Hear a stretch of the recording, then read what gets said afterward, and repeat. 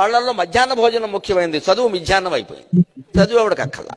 భోజనంలో గుడ్డెట్టారా, గడిది గుడ్డెట్టారా, అన్నం తినేవాడు కోడిగుడ్డు పెట్టడం ఏంటంటే బుద్ధి ఉందా లేదా? చదువుకోమని లేకపోతే వెళ్ళిపోమని చెప్పేవాడిని. కోడిగుడ్డు కోసం వస్తావు నువ్వు? ఈ గుడ్లు లెక్క రాయాలి మాస్టర్లు, వాళ్ళ కర్మ కాలిపోయి. చదువు చెప్పక్కల్లా. ఎన్ని గుడ్లు వెళ్ళాయి, ఎన్ని గుడ్లు మిగిలే, ఎన్ని గుడ్లు మధ్యలో పేలే, ఎన్ని గుడ్లు ఈ మాస్టర్ తినేసాడు. ఇంక వీడు చదువు ఎందుకు చెబుతాడండి? అసలు పిల్లలకు భోజనం పెట్టడం ఏంటంటే వాళ్ళ భోజనాలు వాళ్ళని తెచ్చుకోవలేదు, మానేమానండి. అంటే పిల్లలకు భోజనం పెట్టి పుస్తకాలు ఇచ్చి యూనిఫార్మ్ ఇచ్చి ఇన్ని ఇస్తే వాడు చదువుతాడా? శోభనం పెళ్లి కొడుకులో మంచం ఎక్కి కూర్చుంటాడు. ఎందుకు చదువుతాడు వాడు?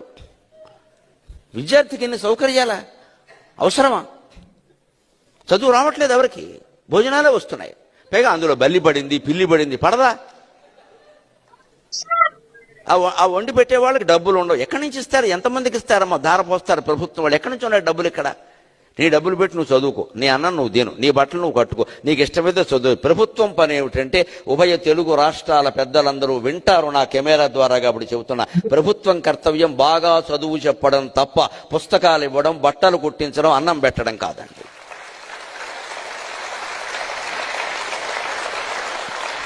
మేము ఖచ్చితంగా చదువు చెప్పిస్తాం, నీ జీవితానికి బాధ్యత వహిస్తాం. నీకు నమ్మకం ఉంటే రా, లేకపోతే వెళ్ళిపో. ఈ మాట అనే దమ్ము లేదు ఎవరికి. ఎందుకంటే అందరికీ మళ్ళీ ఎన్నికలు రావాలి, మళ్ళీ మనం రావాలి, మళ్ళీ మనం రావాలనే దరిద్రం వదిలిపోతే